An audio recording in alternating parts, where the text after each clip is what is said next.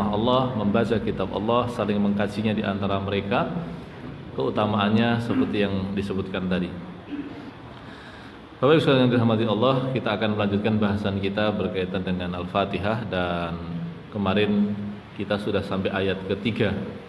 Tetapi ayat ketiganya menurut tidak seperti yang di mushaf pada umumnya, yang bismillah dimasukkan ke dalam ayat pertama, tetapi ayat pertamanya adalah Alhamdulillahirabbil alamin. Sebelum kita masuk ke bahasan ayat keempat, 5, 6, 7, kita ulang sejenak ayat 1, 2, 3 berkaitan dengan sifat-sifat Allah Subhanahu wa taala. Bapak Ibu sekalian yang dirahmati Allah, ayat 1, 2, 3 itu adalah satu rangkaian kalimat yang kedudukannya adalah pujian kepada Allah Subhanahu wa taala. Kalimat lengkapnya adalah A'udzubillahi minasyaitonirrajim. Alhamdulillahirabbil alamin, arrahmanir rahim, maliki yaumiddin. Ayat tersebut Bapak Ibu sekalian adalah kalimat yang terjemahannya adalah segala puji bagi Allah, Rabb atau Tuhannya alam semesta, yang Maha Pengasih, yang Maha Penyayang, dan pemilik sekaligus rajanya hari pembalasan. Di situ kita coba uraikan lebih dahulu sifat-sifat Allah yang mulia, yang kita tidak akan merasakan kedekatan Allah tanpa mengenal nama-nama dan sifat Allah tersebut. Walillahil asmaul husna fad'uuhu biha.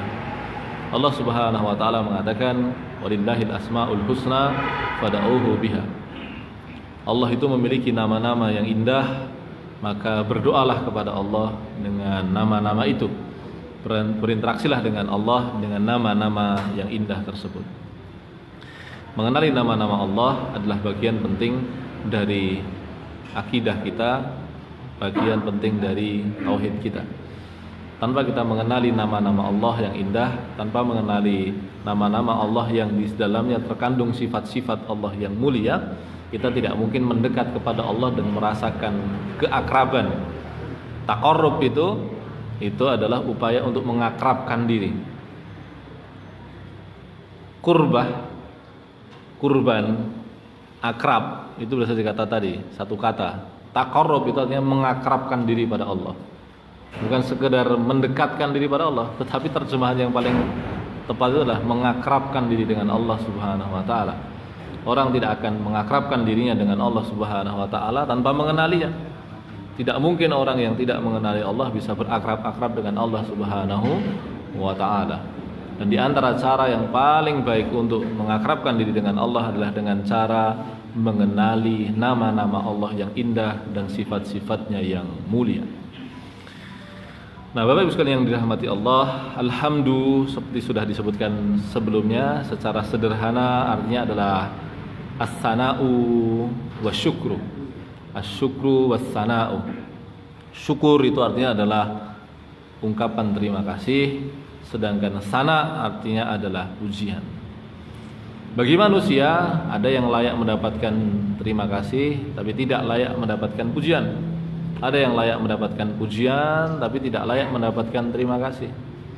Layak mendapatkan terima kasih karena dia melakukan kebaikan pada diri kita.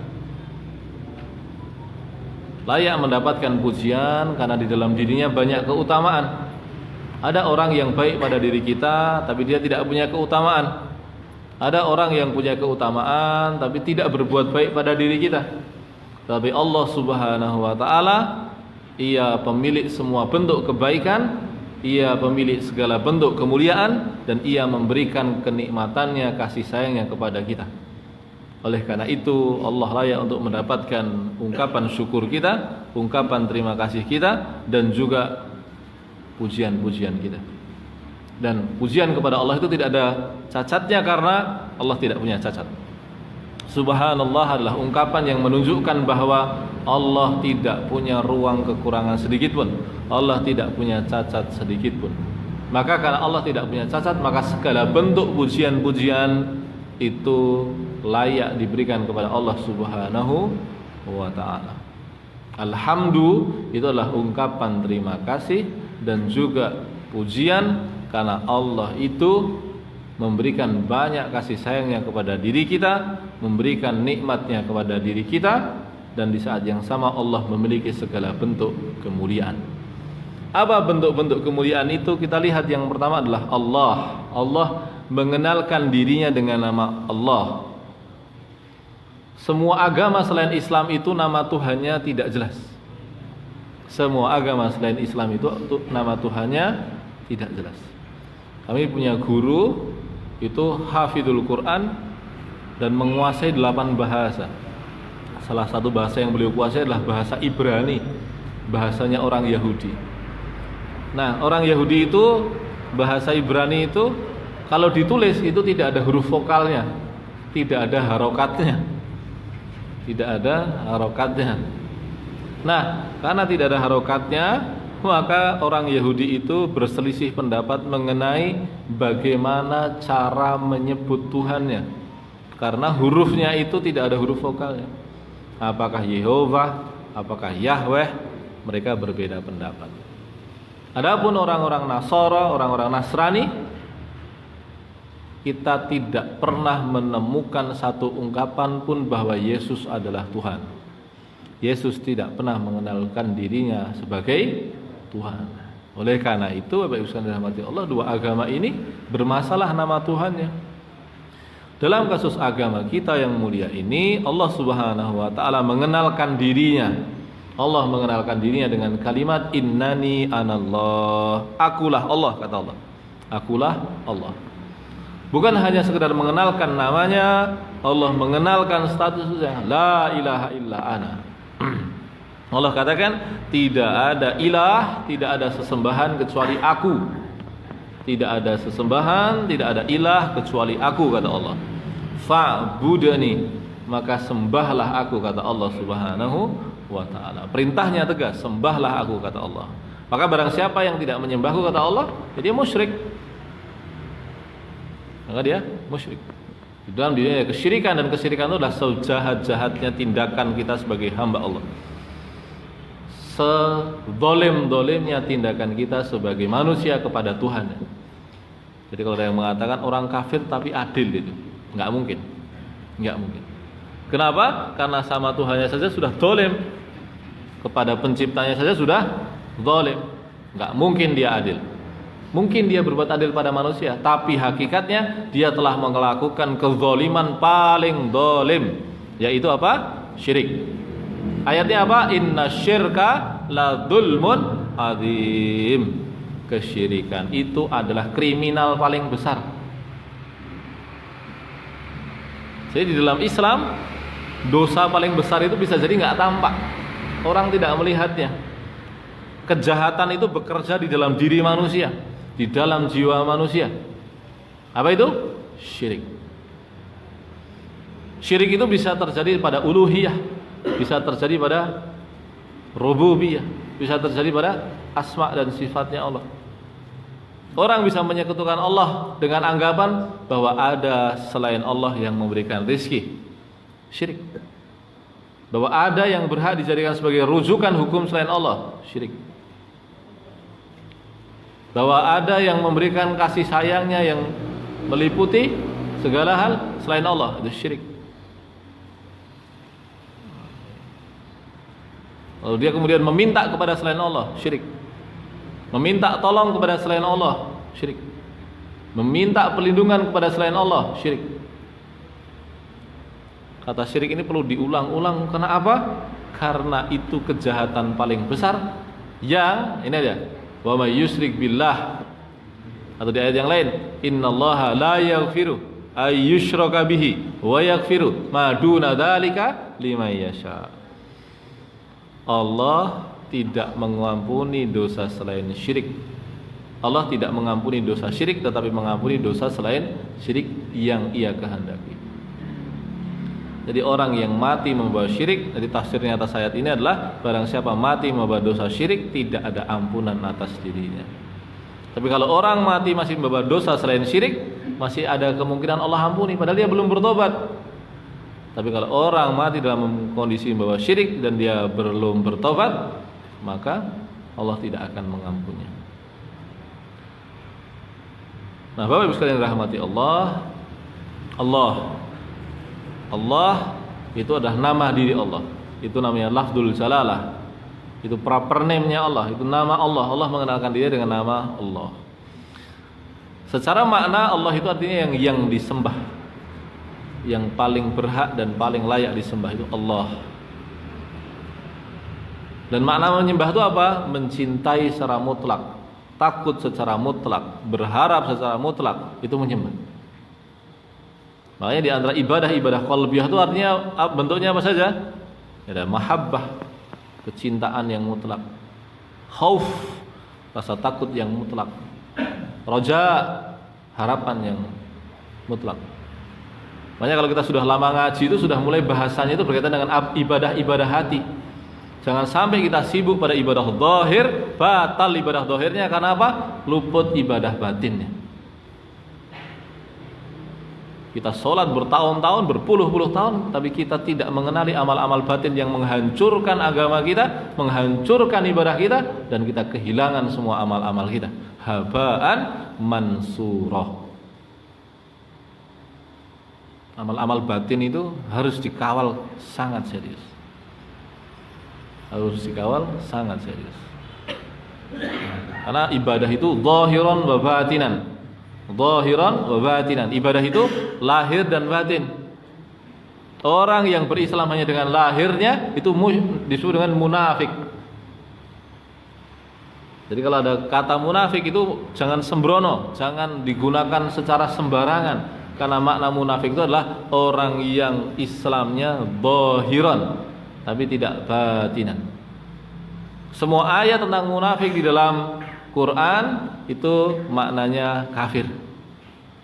Karena dia berislam dengan zahirnya saja tapi tidak dengan batinnya. Makanya jangan sembrono makainya. Meskipun dalam hadis itu munafik itu maknanya akhlak, tetapi kalau di dalam Quran dia maknanya adalah akidah. Kemunafikan akidah. Bahasan ibadah batiniyah itu sangat penting.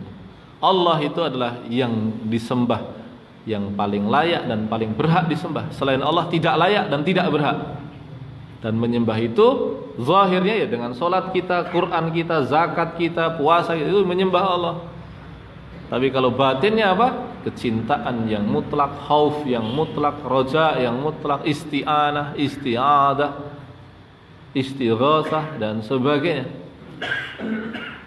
Istighosah itu maknanya meminta tolong pada Allah, tapi persoalannya besar, itu istighosah. Jadi jangan langsung kemudian istighosah itu yang begitu ya. Bukan. Istighosah itu istilah yang khas awalnya di dalam akidah, di dalam ibadah, dan bentuknya tidak seperti yang dilakukan sebagian saudara-saudara kita, enggak, bukan begitu. Istighosah itu maknanya meminta tolong kepada Allah berkaitan dengan sesuatu yang besar. Ketika bencana itu istighosah. Ketika ada persoalan umat yang sangat besar, istighosah. Makanya Nabi itu kalau istighosah itu tangannya pasti tinggi, berdoanya tinggi. Kenapa? Karena persoalannya besar itu. Jadi kalau doa Nabi itu, kalau kita kumpulkan penjelasan ulama mengenai doa Nabi itu, biasanya Nabi mengangkat tangan pendek saja. Itu isti'adah itu Allah Nabi berdoa kepada Allah dengan tangan yang diangkat pendek itu. Tapi kalau sudah istighosah tangannya tinggi. Ketika perang Badar itu istighosah. Allah sekalian dirahmati Allah, itu ibadah batiniyah. Lalu kemudian nama Allah karena sudah dibahas ya, ringkas saja. Rabb itu yang pemilik. Alamin itu semesta. Rabbul alamin, Tuhannya, pemiliknya semesta alam. Tuhannya, pemiliknya semesta alam. Dan Allah sebagai Rabb itu ala kulli syai'in qadir, maha berkuasa atas segala sesuatu. Yaf'alu ma yurid, melakukan apapun yang ia inginkan. La yus'alu walakinnahum sayus'alun. Allah tidak akan ditanyai mengenai perbuatannya, kitalah yang akan ditanya. Maka jangan pernah ada yang bertanya kenapa Allah? Kenapa Allah? Kalau maksudnya adalah hikmah, boleh. Tapi kalau mempertanyakan perbuatan Allah, itu bentuk kekufuran. Itu bentuk kekufuran. Ya, Allah tidak la yus'alu anil asya. Allah tidak akan ditanyai mengenai berbagai hal. Tapi satu salun, kita yang akan ditanyai oleh Allah Subhanahu wa taala. Bapak Ibu sekalian dirahmati Allah. Allah Rabbul Alamin. Allah adalah Khalik, pencipta. Muhyi, yang menghidupkan. Mumit, yang mematikan. Basit, yang melapangkan. Qabid, yang menyempitkan. Mu'til hikmah, yang memberikan hikmah. Mu'ti al-quwah, yang memberikan kekuatan kepada hambanya. Mu'ti al-mulk, yang memberikan kekuasaan kepada hambanya. Nazi'ul mulk, yang mencabut kekuasaan dari hambanya. Mudabbirul amra, yang mengelola semua hal. Kullahinin huwa fi sya'nin, setiap waktu ia sibuk, ia senantiasa sibuk, ia senantiasa mengatur urusan hambanya. Kullu man 'alaiha fan, dan segala hal selain Allah itu fana. Wa huwal baqi, dan Allah itu yang senantiasa abadi. Wal awwal, ialah yang pertama. Wal akhir, sekaligus yang terakhir. Wal zahir, dialah yang zahir. Wa huwal batin, ialah yang batin. Itu sifat-sifat Allah yang harus kita kenali. Sifat-sifat Allah yang harus kita kenali. Jadi Asmaul Husna itu bukan cuma dirapal, apalagi dinyanyikan. Kan ada tuh kalau yang ibu-ibu, sebagian saudara-saudara kita yang ibu-ibu yang mama-mama itu Asmaul Husna itu dirapal saja. Nah, Asmaul Husna itu dikenali. Kita mengenal Allah melalui asma'nya, melalui nama-namanya. Itu. Allah Rabbul Alamin, Allah Tuhannya semesta alam. Dan fungsinya alam semesta itu apa? Ini dia. Fungsinya alam semesta itu apa? Kullu syai'un dalilun ala annahu wahidun. Segala sesuatu itu adalah dalil atau petunjuk bahwasanya Allah itu tunggal. Allah itu sendirian, Allah itu esa. Semua yang ada di alam ini, Bapak Ibu sekalian yang dirahmati Allah, kata alam di dalam Al-Qur'an itu pasti bentuknya jamak. Pasti bentuknya alamun atau alamin. Itu pasti. Karena apa? Alam itu artinya adalah kullu syai'in siwallah, segala sesuatu selain Allah Subhanahu wa ta'ala. Kalau dia segala sesuatu selain Allah, maka dia ada karena apa? Khalaqahumullah, Allah menciptakannya. Maka alam itu nama lainnya adalah makhluk. Segala sesuatu selain Allah itu adalah ciptaan Allah. Segala sesuatu selain itu adalah ciptaan Allah Subhanahu wa ta'ala. Makhluk semuanya itu. Semuanya adalah ciptaan Allah Subhanahu. Dan semua ciptaan Allah itu berguna untuk apa? Menunjukkan pada Allah. Semua itu menunjuk pada Allah. Kasus terbaru geger itu kan, di Iqra ada tulisan corona holako zamana kadzaba. Kita yakin seyakin-yakinnya bahwa tidak mungkin Pak Asad Humam itu memprediksi, enggak mungkin. Kita sangat yakin. Kalau kemudian ada hubungannya, itulah ayat Allah itu begitu. Ayat Allah itu begitu itu. Allah itu mengingatkan kita melalui banyak hal di sekitar kita.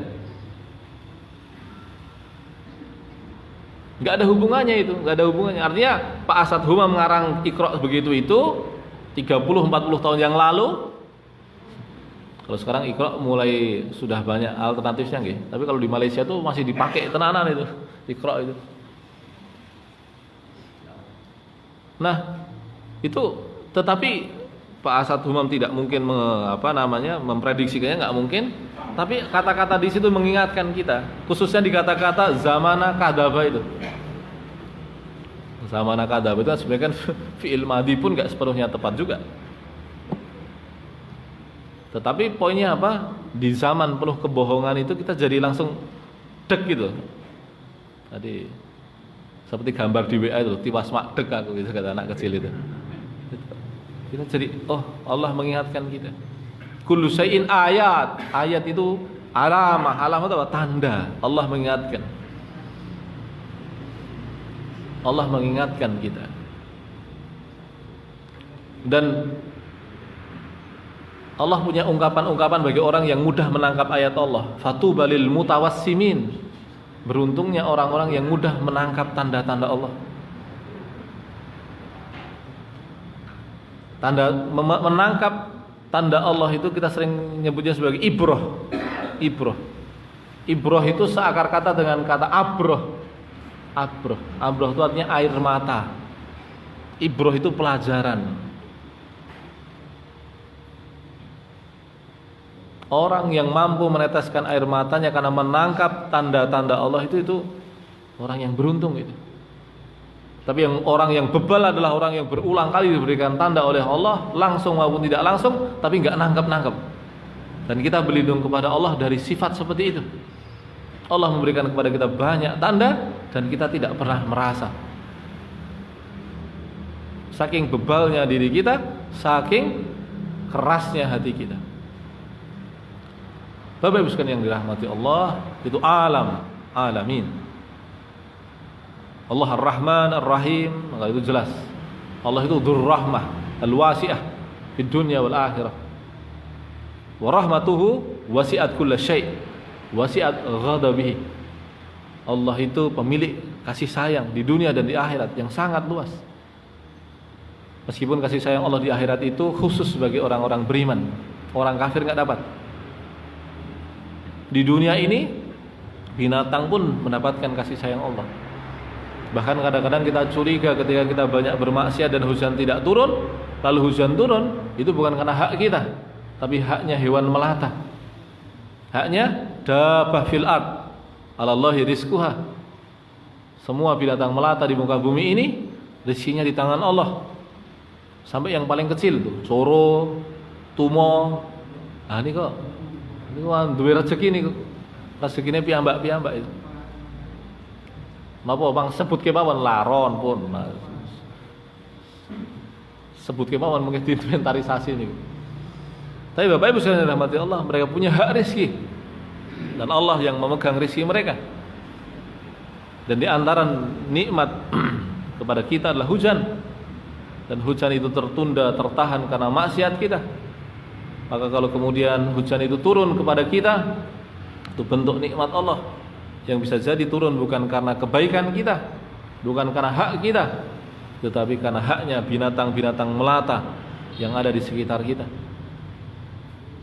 Nah, Bapak Ibu sekalian dirahmati Allah, itu kasih sayang Allah Subhanahu wa taala. Maliki yaumiddin, tetapi kasih sayang Allah itu perintah Allah untuk menyembahnya, menyembah dirinya dengan semua bagian alam semesta ini yang Allah tundukkan, musakhkhar, ditundukkan untuk kita, dan dengan berbagai macam kasih sayang Allah berikan pada kita, itu nanti pada akhirnya akan berhadapan dengan Allah sebagai Maliki Yaumiddin. Maliki Yaumiddin, kita akan berhadapan dengan Allah sebagai pemilik hari hitung-hitungan. Kita akan hitung-hitungan seberapa banyak nikmat yang Allah berikan pada kita, seberapa banyak ketaatan yang kita lakukan kepadanya. Allah hitung itu. Allah Maliki Yaumiddin, pemilik. Malik Yaumiddin, raja. Di hari itu tidak ada raja selain Allah, tidak ada pemilik selain Allah. Semua raja dan pemilik adalah miliknya Allah Subhanahu wa ta'ala. Lalu Allah hitung-hitungan. Allah hitung-hitungan. Allah hitung-hitungan mengenai seberapa banyak kita bersyukur. Apa maknanya bersyukur? Menggunakan segala bentuk kenikmatan Allah dalam taat kepadanya. Berapa banyak yang kita nikmati, berapa banyak yang kita gunakan untuk ibadah, Allah akan hitung itu. Maka kita meminta kepada Allah kemampuan untuk mengambil kenikmatannya sesedikit-sedikitnya dan menggunakannya untuk taat sebanyak-banyaknya. Jangan sampai dibalik, kita menikmatinya sebanyak-banyaknya untuk taat sesedikit-sedikitnya. Karena hitungannya menjadi orang ngeno. Nek wong dodolan niku napa jenenge? Hitungannya orang mlebu itu. Yang kita nikmati banyak, yang untuk taat sedikit. Hanya menjadi beban kita. Kita ingin yang kita nikmati sedikit, yang kemudian kita gunakan untuk taat sebanyak-banyaknya. Yaumiddin. Yaumuddin itu adalah hitung-hitungan. Agama disebut dengan din.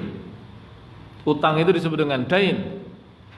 Hari akhirat disebut dengan yaumuddin. Kenapa? Kita akan berhitung dengan keberagamaan kita.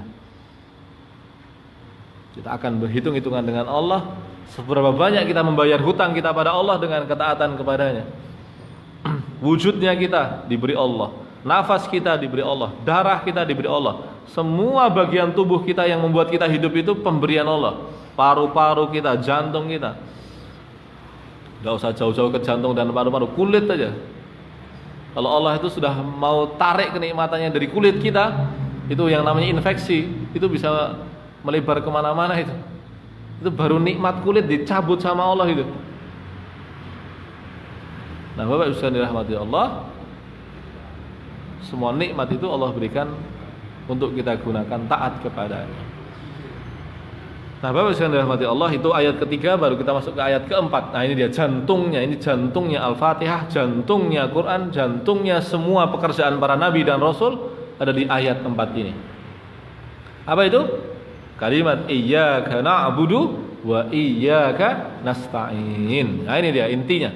Ini intinya semua kerjaan para nabi dan rasul. Berapa total para nabi, Bapak-bapak? Berapa total rasul, Ibu-ibu? Di dalam akidah kita diingatkan bahwa total nabi itu ada 124.000. 124.000. Rasulnya berapa? Nah, ini ulama beda pendapat, ada yang menyebut kata 313, 314, 315. Jadi total nabi itu 124.000, Bapak Ibu sekalian. Yang 25 itu yang apa? Yang namanya disebutkan di dalam Al-Qur'an. Masa kehidupan itu sudah sangat panjang. Nabi yang telah Allah utus itu 124.000. Rasulnya 300-an. Berapa total kitab, Bapak Ibu sekalian? Total kitab itu 104 kitab, kata Imam Ibnul Qayyim. 104 kitab, yang 100 itu intinya ada di 4 kitab, yaitu Taurat, Zabur, Injil, Quran. Tapi Taurat, Zabur, dan Injil itu sekarang kita sulit pastikan kebenaran isinya. Sedangkan satu-satunya kitab yang merupakan mukjizat, ini dia, satu-satunya kitab yang merupakan mukjizat sekaligus yang dijaga oleh Allah hanya Al-Quran. Hanya kita bersyukur Allah berikan Al-Quran. Kita bersyukur Allah berikan Al-Quran. Dan Rasulullah Muhammad SAW mengatakan di dalam Al-Quran itu ada yang semisal Taurat.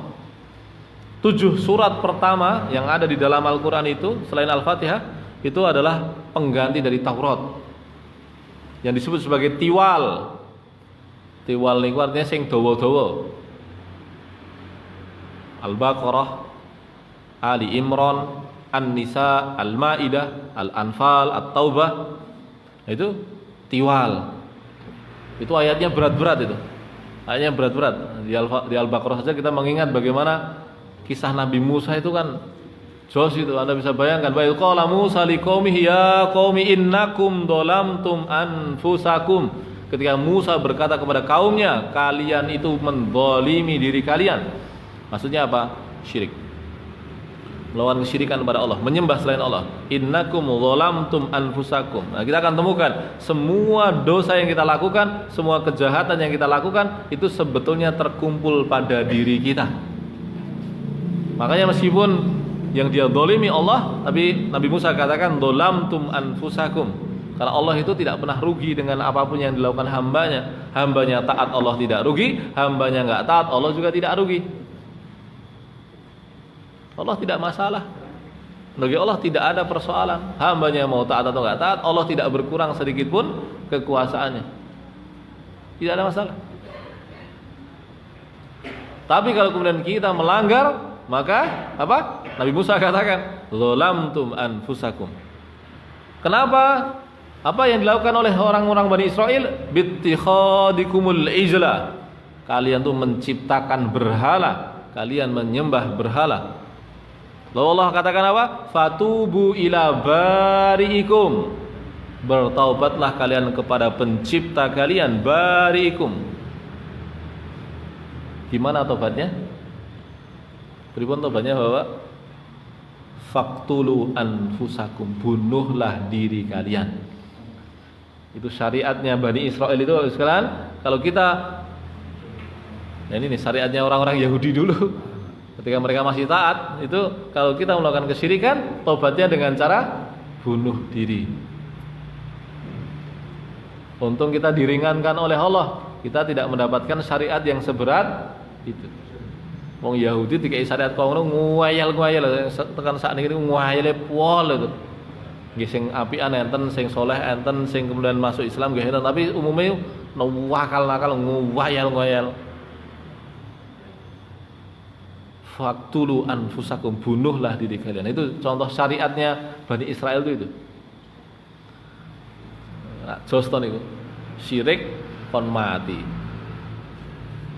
Lalu kemudian ada surat-surat yang setara dengan Zabur yang kita kenal sebagai mi'in. Mi'in niku artinya atusan. Nek enten kitab hadis jenenge Arba'in niku artinya petang puluhan. Wah, petang puluhan kira bahasan cerak omah kula niku. Nek surat mi'in itu berarti atusan, ayatnya ratusan. Nah, kemudian nanti yang setara dengan Injil disebut dengan Al-Masani, yang diulang-ulang, karena banyak di dalam surat-surat tersebut tuh yang kata-katanya berulang, di surat ini muncul, di surat ini muncul, di surat ini muncul. Baru nanti kemudian ada surat-surat yang disebut dengan yang hanya ada di Quran saja. Jadi surat-surat yang Allah khususkan hanya ada di dalam Al-Quran dan tidak ada di kitab-kitab terdahulu. Nah, Bapak sekalian dirahmati Allah, semua ayat Al-Quran, semua kitab suci, semua para rasul, semua para nabi menegaskan satu kalimat, yaitu kalimat Allah, iyyaka na'budu wa iyyaka nasta'in. Menegaskan kalimat kepada Allah, yaitu kepada mulah ya Allah, hanya kepada mulah ya Allah kami menyembah, dan hanya kepada mulah ya Allah kami memohon pertolongan. Kepada mulah kami menyembah ya Allah, dan hanya kepada mulah kami mohon pertolongan. Karena kalau ini diarahkan kepada selain Allah, dia masuk ke dalam kesyirikan. Maka tidak boleh diarahkan kepada selain Allah. Ibadah dan isti'anah.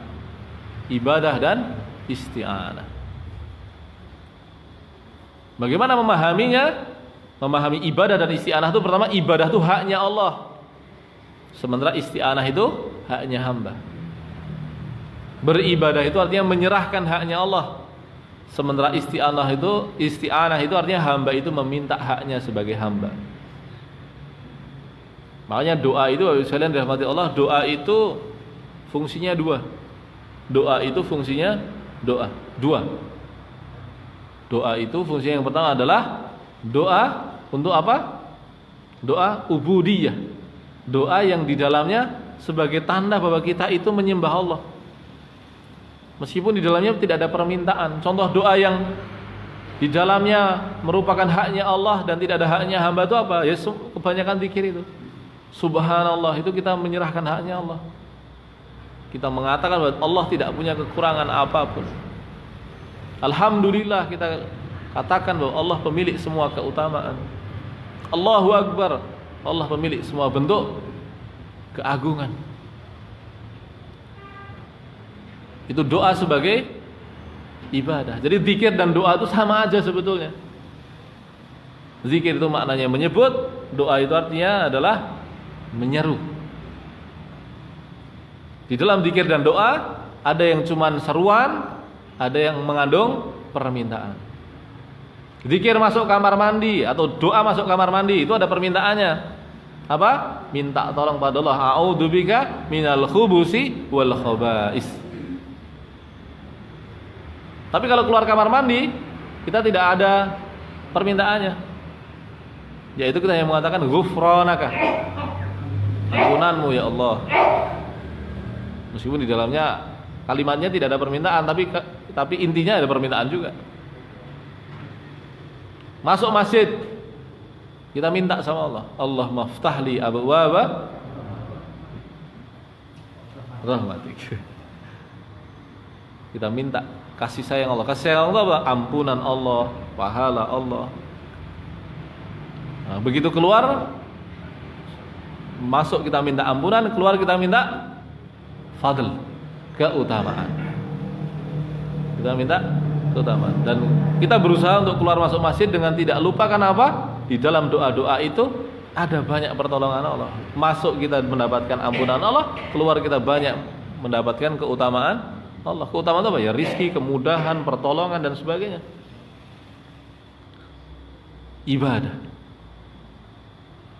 Ibadah itu sekalian, doa itu ada ibadah, ada isti'anah. Tapi kalau dibedakan, ibadah itu haknya Allah, isti'anah itu haknya hamba. Meskipun juga di saat yang sama bisa dikatakan isti'anah dengan ibadah itu hanya bagian. Isti'anah itu hanya bagian dari ibadah. Tapi sebetulnya apa itu makna ibadah? Bapak Ibu sekalian dirahmati Allah, ibadah itulah kullu syai'in ma yuhibbuhullahu wa yardahu minal aqwali wal af'ali wal a'mali ad-dhahirah wal batinah. Ibadah itu adalah segala sesuatu yang Allah sukai, Allah cintai, Allah ridha kepadanya, baik berupa perkataan, perbuatan, sikap, tindakan yang zahir maupun yang batin, yang tampak maupun yang tidak tampak, yang kita lakukan dengan lisan dan tubuh kita maupun yang kita lakukan dengan hati dan pikiran kita. Ibadah itu luas. Allah menyuruh kita hidup untuk ibadah. Kalau ibadah cuma sholat, kita jadi bingung mau ibadah apa lagi. Tapi begitu kita tahu bahwa ibadah itu luas, maka kita tahu bahwa ruang-ruang ibadah itu bermacam-macam. Nah, Bapak Ibu sekalian yang dirahmati Allah, ngapunten sangat bahwa ternyata kita belum beranjak dari ayat keempat. Ayat ke-5, 6, 7-nya kapan-kapan. Mohon maaf sekali karena tadi ngulangnya 1, 2, 3 banyak. Karena ini berkaitan dengan bahasan yang jarang didapatkan, terpaksa kami ulangi. Orang bahas akidah kadang-kadang cuma sangat dangkal, ketika masuk bahasan asma wa sifat gak pernah dengar. Karena apa? Ini dia, karena memang kita harus jujur, ngaji kita berantakan. Kita tidak pernah belajar Islam secara urut, tertib. Itu kita tidak pernah. Makanya mohon maaf sekali di ayat 1, 2, 3 tadi kami ulangi bahasan berkaitan dengan asma dan sifat Allah, nama dan perbuatan Allah, nama dan sifat Allah Subhanahu wa ta'ala. Bapak sekalian dirahmati Allah, mungkin masih ada beberapa menit, kalau mau bertanya kami persilahkan. Wallahu a'lam bishawab. Waalaikumsalam warahmatullahi wabarakatuh. Gimana, Pak?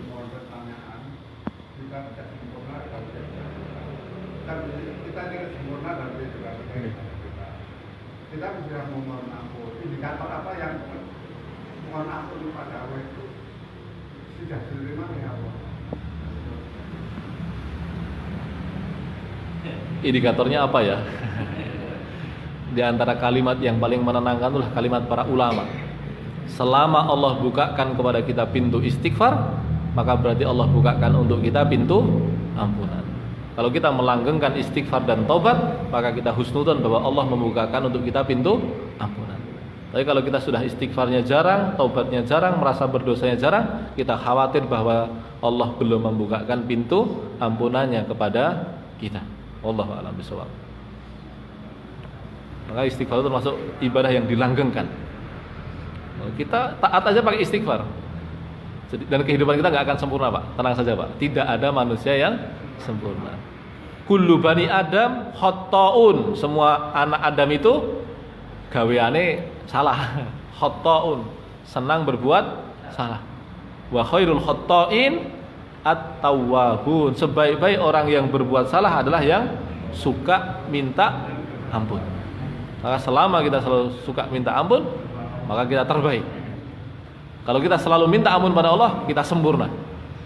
Tapi sebaik apapun kita, tapi kalau tidak pernah minta ampun pada Allah, berarti jelek. Berarti jelek. Pun kita selesai sholat aja istighfar tuh, salam itu kita langsung astaghfirullah, astaghfirullah, astaghfirullah. Wallahu a'lam bishawab. Iya. Lagi bisa Allah. Nggih. Terima kasih penjelasan tentang dia anak suci dan dia anak tadi itu merupakan salah satu perwujudan ikrar kita perjanjian kita kepada Allah minimal 17 kali ya. Jadi tapi dalam kenyataan itu terkadang kita sudah berjanji hanya kepada Allah, ini ada suatu masalah masih minta pertolongan kepada misalnya orang kita itu yang mengotori itu. Ini mohon maaf di masyarakat ini masih seperti itu. Jadi intinya jadi dalam Islam kita mohon jangan kita dan Nah, Bapak sekalian dirahmati Allah, fenomena kesyirikan itu sejak zaman Nabi Nuh sampai akhir zaman akan selalu ada. Dan kalau kita menemukan saudara-saudara kita yang kelihatan sekali melakukan kesyirikan, itulah kemudian ibadah kita itu, bagian dari ibadah kita adalah membantu mereka untuk melepaskan diri dari kesyirikan itu. Dan yang namanya kesyirikan, kita harus berlindung kepada Allah. Di antara sebaik-baik doa untuk meminta perlindungan kepada Allah dari syirik adalah doa yang berbunyi, Allahumma inni a'udzubika min an usyrika bika syai'an wa ana a'lam wa a'udzubika mimma la a'lam. Allahumma inni a'udzubika min an usyrika bika syai'an wa ana a'lam wa astaghfiruka mimma la a'lam. Jadi, ya Allah, aku berlindung kepadamu dari kesyirikan yang aku kenali, aku ketahui, aku memahaminya, dan aku meminta ampun kepadamu ya Allah dari syirik-syirik yang aku tidak mengetahuinya. Zikir itu, doa itu perlu untuk kita langgengkan, baik untuk diri kita maupun kita ajarkan kepada saudara muslim kita. Lalu kemudian, apa amalan yang juga bisa melindungi kita dari syirik? Di antaranya adalah, ini dia, di dalam Al-Quran itu ada 2 surat yang namanya berbeda, atau ada beberapa surat yang namanya berbeda, atau pasangan surat yang namanya berbeda, tapi oleh Nabi diberi nama seperti kembar. Contohnya apa? Al-Falaq dan An-Nas itu disebut sebagai mu'awwidhatan, 2 surat perlindungan. Al-Falaq itu adalah doa perlindungan kita dari semua gangguan dari luar diri kita, sedangkan An-Nas itu adalah permintaan perlindungan dari segala gangguan dari dalam diri kita. Nah, surat yang lain yang punya nama kembar itu apa? Ada 2 namanya Al-Ikhlas atau Al-Ikhlasan atau Al-Ikhlasaini. 2 surat Al-Ikhlas. 2 surat Al-Ikhlas itu apa? Yang pertama adalah Al-Kafirun dan yang kedua adalah Al-Ikhlas. Jadi 2 surat ini disebut dengan 2 surat Al-Ikhlas. Yang satu Al-Kafirun, yang satunya lagi adalah Al-Ikhlas. Kenapa? Di dalam Al-Kafirun ada kalimat la ilaha, pada kalimat la a'budu ma ta'budu. Sedangkan di dalam Al-Ikhlas adalah penegasan bahwa Allah itu sebagai illallahnya itu ada pada kata Al-Ikhlas. Dari kul huwallahu ahad sampai akhir itu adalah penegasan tentang bahwa kita hanya menyembah Allah. Nah, Nabi kita Muhammad SAW mengajarkan kita untuk membaca 2 surat ini di 2 solat. Apa itu? Solat fajar dan solat sunnah ba'da maghrib. Nah, 2 amalan kita menjaga solat fajar. Jadi salah satu fungsi solat fajar itu ditinjau dari surat yang dibaca itu apa? Menjaga diri kita dari segala bentuk kesyirikan. Kita membaca Al-Kafirun di rakaat pertama solat fajar dan solat sunnah ba'da maghrib, serta membaca surat Al-Ikhlas di rakaat kedua solat fajar dan solat sunnah ba'da maghrib, itu untuk menjaga diri kita dari segala bentuk kesyirikan. Baru kemudian yang ketiga, kalau kita sudah bisa melindungi diri kita, inilah yang kemudian kita berusaha membantu saudara-saudara muslim kita untuk tidak masuk ke dalam jurang kesyirikan. Karena banyak saudara-saudara kita yang tidak paham, masih menyangka itu boleh dan sebagainya, dan sudah bahkan mohon maaf, sebagian praktek ustadz-ustadz dan kiai-kiai itu ada yang sadar tidak sadar, sengaja tidak sengaja mengantarkan dirinya dan jamaahnya ke dalam kesyirikan. Kita di TV ada ustadz bisa membaca tuh, kamu pernah begini ya, kamu pernah begini ya. Itu amaliyahnya itu gandeng jin itu. Gandeng jin. Dan kita berlindung kepada Allah dari hal begitu itu. Dan sebagainya. Wallahu a'lam bishawab. Ngoten Bapak? Wonten tahu dibacakan mboten ana Bapak? Oh nggih.